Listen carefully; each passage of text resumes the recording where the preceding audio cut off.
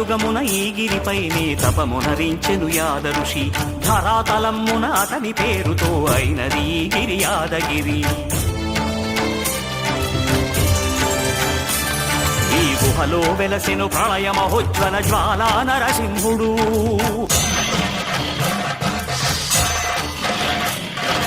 భక్తాభీష్టములన్నీ తీర్చే లక్ష్మీ నరసింహుడు. సుఖ శాంతులను చేకూర్చు శుభయోగ నరసింహుడు.